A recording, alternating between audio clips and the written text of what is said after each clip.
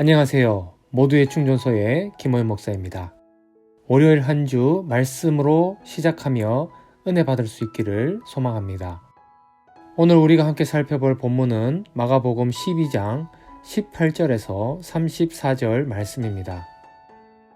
하나님을 미워하고 증오했던 사람들은 바리새인들뿐만 아니었습니다. 당시 사회의 기득권층이었던 사두개인들도 예수님을 싫어했습니다. 원래 바리새인과 사두개인은 같은 이스라엘 민족이면서도 신념과 사상이 서로 달랐기에 친구가 될 수는 없었습니다. 하지만 예수님이 오시면서 이 두 세력이 일시적으로 동맹을 맺기도 하죠. 아무튼 오늘 본문에서는 사두개인이 예수님을 흠잡기 위해 질문합니다. 내용인즉슨 형님이 죽으면 형수를 아우가 아내로 삼는 형사 취수제에 근거한 내용인데요. 7 형제가 있었습니다. 그런데 첫째가 죽고 아우가 아내의 남편이 됩니다.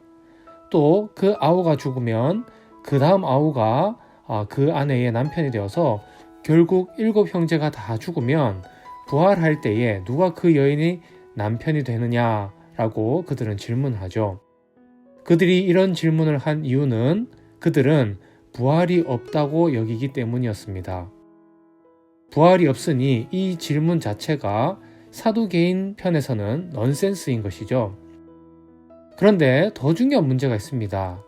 이 질문 이면에는 사두개인들의 심각한 잘못된 인식이 있었는데, 사두개인들은 하나님을 믿지만 죽은 자는 살릴 수 없는 하나님으로 믿었다는 것입니다.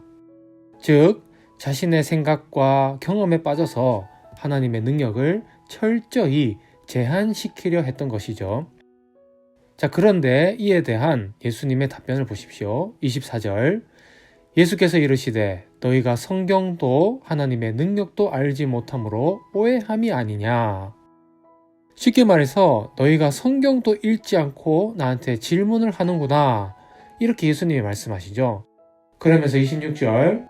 죽은 자가 살아난다는 것을 말할진대 너희가 모세의 책 중 가시떨기에 관한 글에 하나님께서 모세에게 이르시되 나는 아브라함의 하나님이요 이삭의 하나님이요 야곱의 하나님이로라 하신 말씀을 읽어보지 못하였느냐. 여러분, 이게 무슨 말씀인지 이해가 되시나요? 이스라엘 사람들이 그토록 좋아하는 인물들 아브라함, 이삭, 야곱이 부활하지 못한 채로 죽은 자로 남겨졌다면 왜 구약 성경이 이들의 하나님임을 드러냈겠냐는 겁니다. 27절에 하나님은 죽은 자의 하나님이 아니요 산 자의 하나님이시라 너희가 크게 오해하였도다 하시니라. 결국 우리가 믿는 하나님은 부활의 능력을 가지신 분이신데 사두개인들은 하나님을 어리석게 이해했던 것입니다.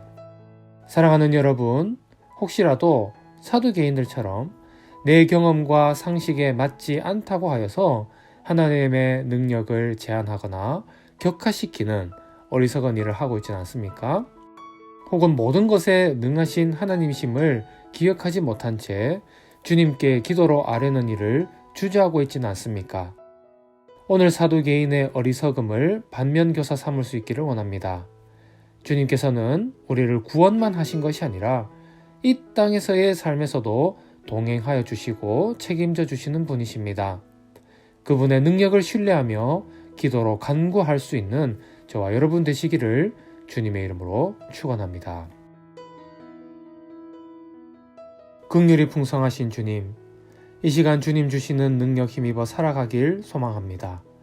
나의 생각과 한계를 뛰어넘는 주님을 온전히 신뢰하며 살게 하소서. 일용할 은혜를 허락하옵시고 간증과 감사가 넘치는 하루가 되게 하옵소서. 오늘도 우리 가족들 각자의 터전에서 맡은 일 잘 감당하게 하시고 선한 영향력 끼치는 아름다운 성도 되게 하여 주옵소서.